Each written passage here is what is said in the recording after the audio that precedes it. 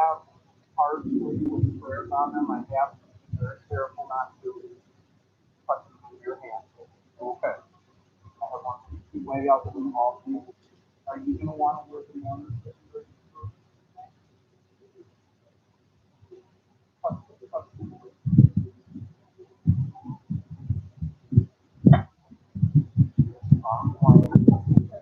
That goes on your left side. That's fine. Put it on your collar.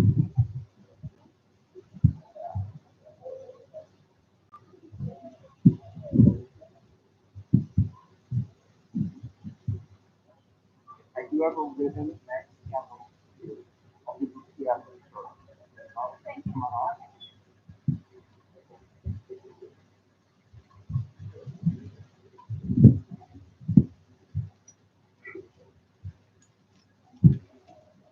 Hello, Rabbi. You gotta stop meeting like this. You want us I know. here? You want us? Yeah. Bill, you want to put the visual so they can actually see? However you think, Rabbi. You wanna stand closer to the casket for the service, and then, okay. Let me give you or I'll put this here for you. Rabbi's gonna stand closer to the casket. I don't have to proper distance. Yes, you guys can sit next to each other.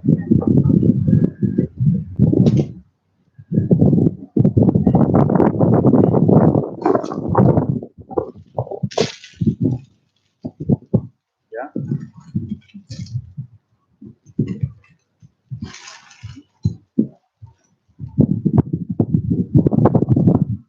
Yes, I know. El Hari. May I Yavo Esri. Sinai, El Hehari, Me'ayin, Yavo Ezri, Me'im Adonai, Oseh Shamayim V'haaretz, Ezri, Me'im Adonai, Oseh Shamayim V'haaretz. The psalmist in those words wrote long ago, I lift my eyes to the mountains, what is the source of my help? My help comes from Adonai, maker of heaven and earth. God will not let your foot give way, your protector will not slumber. See, the protector of Israel neither slumbers nor sleeps. God is your guardian, God is your protection at your right hand. The sun will not strike you by day, nor the moon by night. God will guard you from all harm. God will guard your soul, your going and coming now and forever. We live our lives the best we know how. We try to keep family and friends close to create the time to be close to us. Sandy Musicus lived an incredible, almost 92 years this July, 91 in the majority of months. Daughter of the late Harry and Libby, beloved wife of the late Raphael for 62 years, who would have appreciated the connection with Tax Day. Mother of Bruce and his wife Kathleen, Lonnie and her husband Jay, loving grandmother of Stephanie and her husband Mark, Jennifer, Marina and her husband Georgian, and Aviva. Adoring great-grandmother to James, Alexandra, and Damien. May we remember Sandy for her intelligence, wit, laughter, poems, unconditional love, and devotion. All the moments she made a difference in your lives. May her memory always be a blessing. Our writings teach us that a woman of strength, beauty, and kindness is fine. She is more precious than fine gems. Her family loves and depends on her, and so they lack nothing. She does good by them, never harm, all the days of her life. She perceives that her labor is rewarding. Her candle burns on into the night. She reaches out to those in need and extends her hands to everyone. She is clothed in strength and dignity. She faces the future cheerfully. She speaks with wisdom. The law of kindness is on her lips. Her children rise up and bless her. Her family entire sing her praises. Many daughters have done valiantly, but you excel them all. The birds made Ecclesiastes' ancient words famous when they sang that there is a time for everything and a season for every activity under the heavens. A time to be born and a time to die. A time to plant and a time to uproot. A time to tear down and a time to build. A time to weep and a time to laugh. A time to mourn and a time to dance. A time to scatter stones and a time to gather them.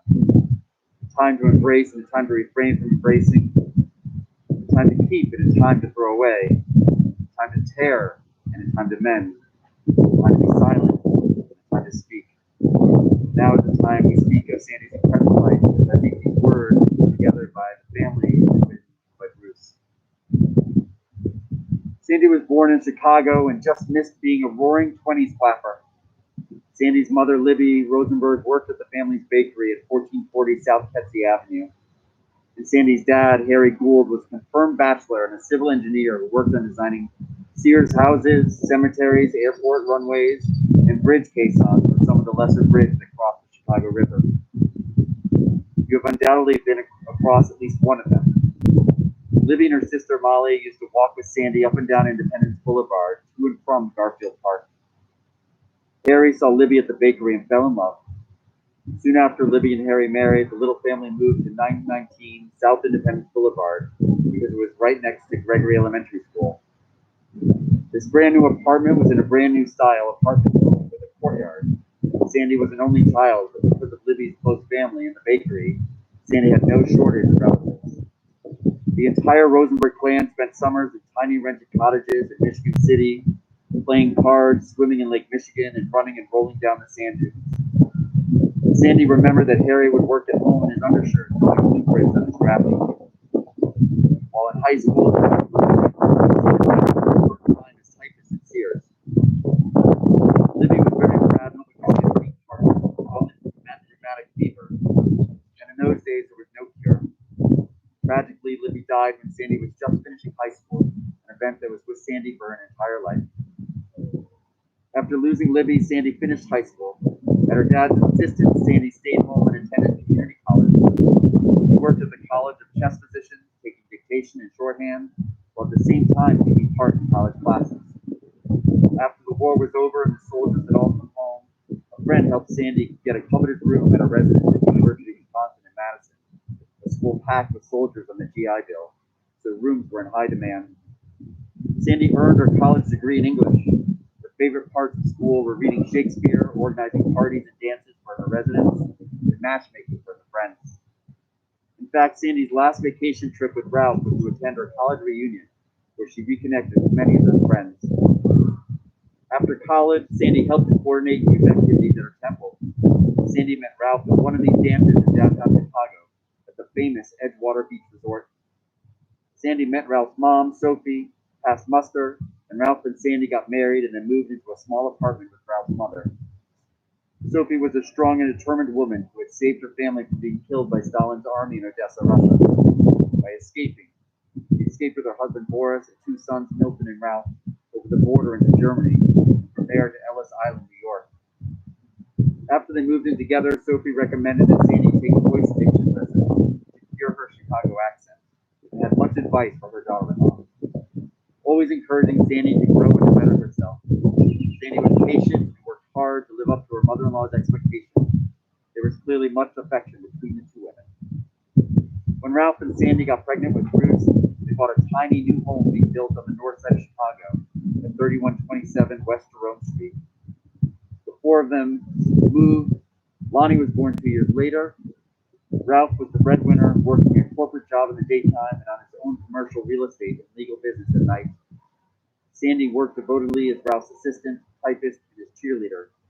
As he always said, he relied heavily on her advice. Ralph's marriage advice to his son was to marry as well as Ralph had done. To help the business, Sandy earned a commercial real estate broker's license. On the side, she would write funny alternate lyrics to popular Broadway tunes that were staged at the JCC. She also loved writing doggerel poetry on her paper pad or on her typewriter, reading it out loud to appreciative audiences. Mostly, however, Sandy worked at being a mom, cooking meals with Sophie, shopping for groceries, patching clothing, scrubbing floors on her knees, or checking the kids' homework. There was summer school and classes at the JCC for the kids, and social and weight loss classes at the local university. Because education for the kids was their top priority, Ralph and Sandy bought the house at 530 Locust Road, Wilmette. This allowed Bruce and Lonnie to attend New Trier High School. After Bruce and Lonnie finished college and moved out, Sandy and Ralph split their time between Chicago and Florida. For many years, they wintered in a high-rise on the Fort Lauderdale beach. It was a beautiful location, with the sun rising over the ocean in the morning, the salty sea air, the hiss of the endless waves, and the beach so close. High up, but not so high up to be dangerous. Later, the two moved to a larger home in a community in Boynton Beach with a theater and clubhouse. Room was needed for visits from the grandkids. We all loved visiting the grandparents in Florida. Beaches, Chinese buffets, crafts at the main building, alligators in the backyard, and splashing in the indoor-outdoor swimming pools. Much later, when Sandy's and Ralph's health began to fail, Sandy and Ralph moved to the V in Glenview. Bad knees made it difficult for Sandy to walk, and so more and more she came to depend on a powered wheelchair. Sandy's driving prowess with her powered wheelchair was legendary, especially at crowded doctor's offices. Sandy lost her beloved Ralph May 8, 2014. Though Sandy was introverted and shy, Sandy was kind to her friends and relatives. She was devoted to your dad, working to keep him healthy and happy. She loved gardening, planting tulip bulbs in the early spring, and used to play the piano. She was quite handy around the house, creating artistically painted cabinet doors, creating tile mosaics for the basement, and fixing plumbing, skills she learned from her father. She had fun helping to design additions to the Wilmette home. One of the rooms in her apartment was dedicated to Shakespeare, filled with paintings and scenes from his plays and busts of the playwright. She was frugal, saving butter pats and jellies from the takeout food, bits of string, screws, and washers, just in case she ever ran out. In Boynton Beach, she was a pillar of the poetry club, and several of her poems were published in the Coral Springs newsletter. She loved Sunday brunches with family members at the V, with Lonnie bringing her omelets and bagels, desserts and delicacies to try. Family would sit around the Sunday table and just laugh uncontrollably. Bruce writes, I want to give special thanks to Lonnie for spending so many years visiting our mom every day. Lonnie was our mom's best friend. Lonnie could always make her laugh. When our parents got older, Lonnie would drive them from Chicago to Florida and then back through Albany, New York to visit Dad's brother's family. She kept Mom's refrigerator stocked with Mom's favorite foods. She arranged for caretakers. She ordered medicine. She reminded Sandy of appointments and activities. Helped her order dinners when Sandy wanted to eat in her apartment. Brought in the mail and helped Sandy open and read through it. Helped her write checks and helped keep the apartment neat and orderly. Sandy loved playing with Lonnie's adorable dog, Chloe. Visits by Chloe always cheered her up. Lonnie made our mom's life better. Thank you for your efforts all these years. Near the end of our mom's life, we had convinced her to try hearing aids, got doctor approval for cataract surgery so that she would have a better quality of life. I'm so sorry that this didn't work out and that Sandy's health failed so rapidly in the last month. I miss my mom. I miss her telling me that I'm wonderful and telling me I have to stop working so hard. I miss living with her in Boynton Beach for a week or more every April to work on tax returns with my dad while she took charge of shredding paper. I will miss the flights to Chicago and staying with Kathleen in my dad's old office at the V while visiting my mom. I'll miss watching all the old movies on the Turner Movie Channel with her and eating Sunday brunch at the V. Rest in peace, Mom. We'll miss you. Family was everything to Sandy. It is quite agreed, as Bruce wrote, that you make her laugh kept going for all of these years. She lived the best life she knew how, surrounded by those who loved most in the world. May she be remembered in her health and strength, and may her memory always be a blessing, that she was such a blessing in your lives. We read together on the pamphlet the 23rd Psalm. The Lord is my shepherd, I shall not want. He maketh me to lie down in green pastures. He leadeth me beside the still waters. He restoreth my soul. He guideth me in straight paths for his name's sake. Yea, though I walk through the valley of the shadow of death, I will fear no evil, for thou art with me. Thy rod and thy staff, they comfort me. Thou preparest a table before me in the presence of mine enemies. Thou hast anointed my head with oil, my cup runneth over. Surely goodness and mercy shall follow me all the days of my life, and I will dwell in the house of the Lord forever. We continue with El Malay Rakami, Memorial Day.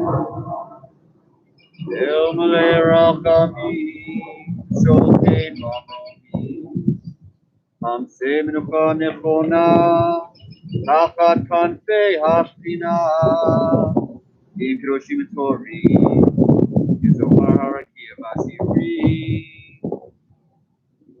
Ed Mishmat, Sandy Batarian Libby, Shalakal Olama.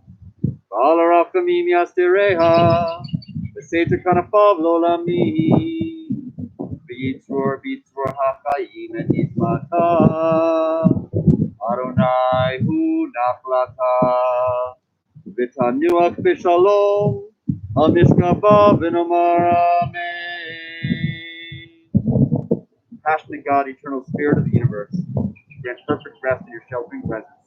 The Sandy Musicus, daughter of Harry and Libby, who's entered eternity. O God of mercy, let her find refuge in your eternal presence and in the shadow of your wings. And let her soul be bound up in the bond of everlasting life. God is her inheritance. May she rest in peace, let us say. Amen. We continue with the morning. Yikadal, Yikadash, Shemei Rava, Yalma, Ibra, Prote, Yalma. For Beit Israel, Bagalav Isman Hari Bimaru Ami, Heshme Rabam Baraf Leolam Olame Amaya, Ibaraf Itabaf Itahar Vitromam Visnase, Vitadar Vitale Vitalal Shemei Kusha Bariku, Leela Minko Berchata Vishirata, Tushbechata Venechamata, Gamiran Beelma Bimaru Amen. Yehesh Lama Rabba Min Shemaya. B'chayim aleinu v'al kol Yisrael v'maru. Amen. Oseh shalom b'romav, hu ya'aseh shalom aleinu v'al kol Yisrael v'maru. Amen. May God grant peace to those who mourn and comfort all of us among us as we say together. Amen. before we lower and vault, I'm going to play some Israel, some birth of Israel in, and then we'll play Saturday as well.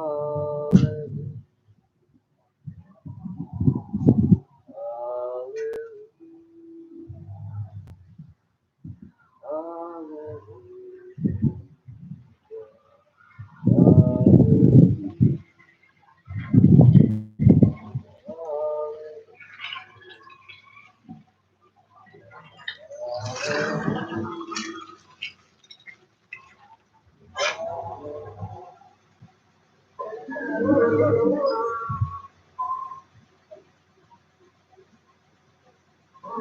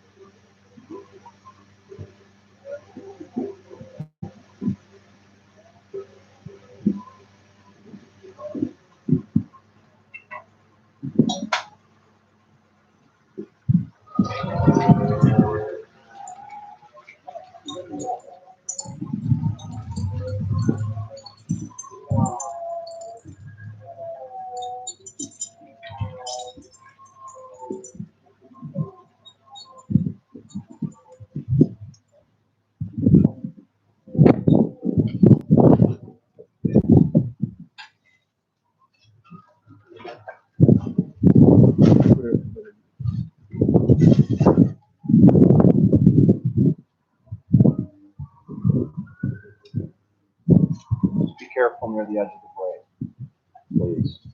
Very slippery.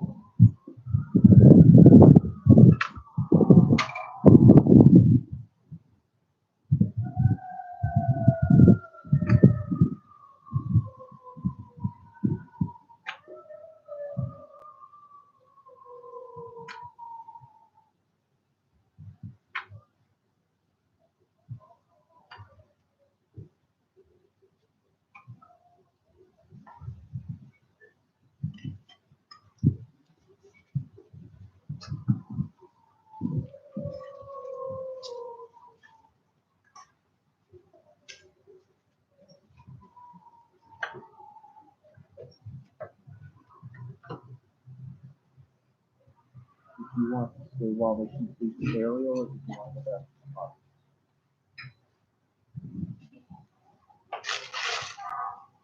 I have a bag fee. Let me get everything ready. I'll bring it to your car. Thank you. Okay?